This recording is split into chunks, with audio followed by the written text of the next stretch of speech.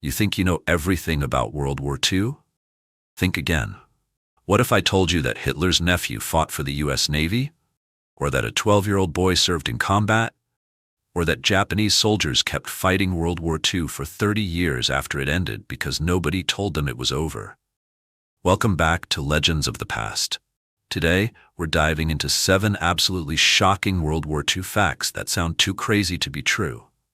But they are. These aren't your typical history class facts.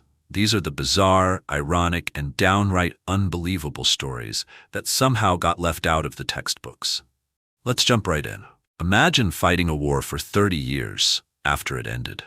That's exactly what happened to several Japanese soldiers who were stationed on remote Pacific islands.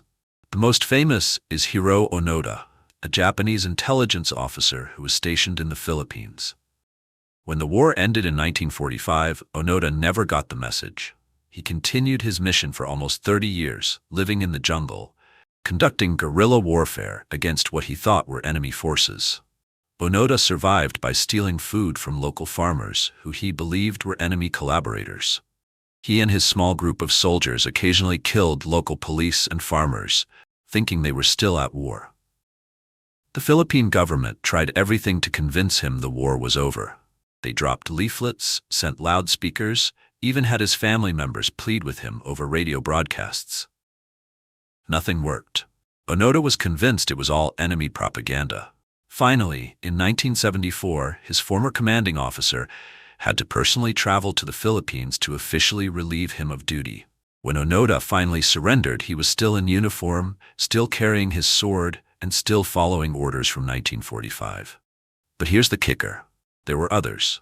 Taro Nakamura was found in Indonesia in 1974, still thinking the war was ongoing. These men literally lived in a time capsule, fighting World War II into the 1970s. Meet Calvin Graham, the youngest person to serve in World War II. He was 12 years old when he enlisted in the US Navy. 12 years old. Calvin lied about his age, forged documents, and somehow convinced Navy recruiters that he was old enough to serve. This kid was so determined to fight that he made it through basic training and was assigned to the USS South Dakota. But here's where it gets crazy. Calvin actually saw combat. He was at the Battle of Guadalcanal in 1942, one of the bloodiest naval battles in the Pacific. During the fight, the South Dakota was hit by enemy fire. Calvin was wounded by shrapnel, but continued helping his shipmates, earning a Bronze Star and Purple Heart. His real age was only discovered after he was wounded. When the Navy found out they had a 12-year-old war hero on their hands, they were so embarrassed they threw him in the brig, stripped him of his medals, and gave him a dishonorable discharge. Calvin had to fight for decades to get his honors restored. He didn't receive his Purple Heart back until 1988, 46 years later. This kid literally fought 2 wars, one against the Japanese and one against his own government. World War II didn't just change military strategy, it changed what Americans called their food. Anti-German sentiment was so strong that Americans literally renamed the hamburger to avoid using a German-sounding word. The hamburger became Liberty Steak. Sauerkraut became Liberty Cabbage. German measles became Liberty Measles. This wasn't just casual slang. Restaurants, grocery stores, and even government agencies officially adopted these names. But it gets weirder. Some Americans refused to play music by German composers like Beethoven and Bach. Cities renamed streets that had German names. Even German shepherd dogs were rebranded as Alsatians or American Shepherds.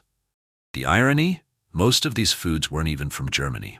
The hamburger was named after Hamburg, but it was invented in America. We were basically being patriotic by renaming American food to sound more American. This linguistic nationalism was so intense that some families with German surnames legally changed their names to sound more American. Schmidt became Smith, Muller became Miller, and Weiss became White. It's a perfect example of how war doesn't just change battlefields. It changes culture, language, and even what you call your lunch.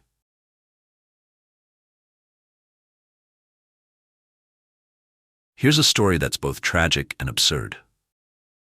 The first bomb dropped on Berlin by the Allies killed the only elephant in the Berlin Zoo. In 1940, the RAF conducted its first bombing raid on Berlin. It was more of a symbolic gesture than a strategic attack. They wanted to prove they could reach the German capital. Most of the bombs missed their intended targets and fell in random locations around the city. One bomb landed in the Berlin Zoo and killed an elephant. Not military installations, not government buildings, not factories, an elephant. The poor animal became the first casualty of the Berlin bombing campaign. This incident actually became a propaganda nightmare for both sides. The Germans used it to show how the Allies were barbaric enough to kill innocent animals.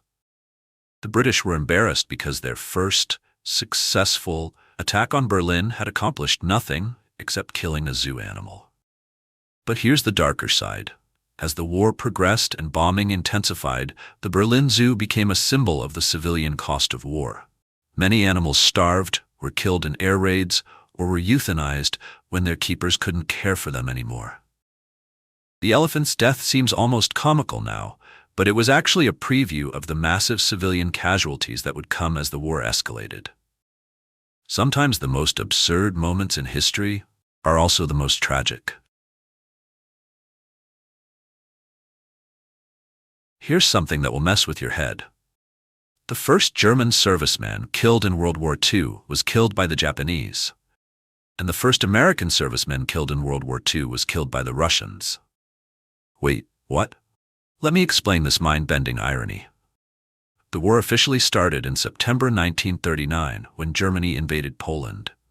But tensions had been building for years. The first German to die in the conflict was actually killed during a skirmish with Japanese forces in China before the European War even began. Germany and Japan were supposed to be allies, but in the chaos of early conflicts, friendly fire incidents happened.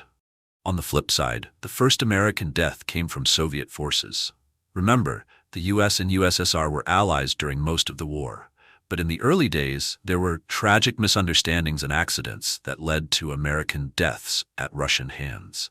So before the war even really got started, we had allies killing allies and enemies killing enemies in completely backwards ways.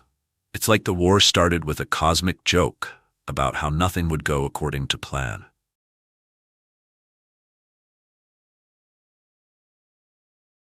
Here's the most shocking statistic from World War II. Only 20% of males born in the Soviet Union in 1923 survived the war. Think about that. If you were a Soviet man born in 1923, you had an 80% chance of dying in World War II. 8 out of 10 didn't make it home. These men were 18 to 19 years old when Germany invaded the Soviet Union in 1941. They were the perfect age to be drafted immediately. They fought in Stalingrad, Moscow, Leningrad, and Kursk, the bloodiest battles in human history. The Soviet Union lost approximately 27 million people in World War II, more than World War II, more than any other country. But this statistic shows how the war essentially wiped out an entire generation of young men. The demographic impact lasted for decades. There were entire villages with no men between the ages of 20 and 40. Women outnumbered men by millions.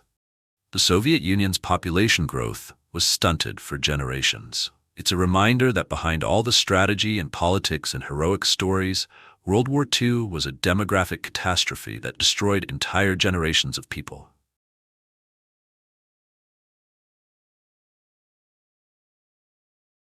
This sounds like something out of a movie, but it's absolutely true. Adolf Hitler had a nephew named William Hitler, who served in the United States Navy during World War II. William was born in England to Hitler's half-brother Alois. In the 1930s, he actually tried to capitalize on his famous uncle's rise to power. He moved to Germany and asked Adolf for a job in the Nazi Party. But Uncle Adolf wasn't interested in helping his nephew get ahead. Frustrated and seeing the writing on the wall, William fled Germany and eventually made his way to the United States. When America entered the war, William Hitler did something that must have made family dinners really awkward. He enlisted in the U.S. Navy to fight against his own uncle. William served as a hospital corpsman and was actually wounded in action while serving on a ship in the Pacific. He earned a Purple Heart fighting against Nazi Germany, led by his own uncle. After the war, William changed his name to William Stewart Houston and lived quietly in Long Island, New York. He ran a small medical laboratory and never spoke publicly about his famous relative. He died in 1987, taking his incredible story to the grave. Imagine being at war with your own uncle, and not just any uncle, literally Adolf Hitler. Family reunions must have been tense. These 7 facts show that World War II wasn't just the war we learned about in school. It was weirder, more ironic, and more tragic than most people realize. From 12-year-old soldiers to 30-year wars, from Hitler's nephew fighting against him to hamburgers becoming Liberty steaks, the reality of World War II was stranger than fiction. The war touched every aspect of human life: family relationships, food names, zoo animals, and entire generations. It created heroes and villains, but also bizarre situations that nobody could have predicted. What's your most shocking World War II fact? Drop it in the comments below, and don't forget to like and subscribe for more incredible stories from history that sound too crazy to be true, but aren't. Next week, we're diving into the secret weapons that almost changed the war, including Nazi flying saucers and American ghost armies. You won't want to miss it.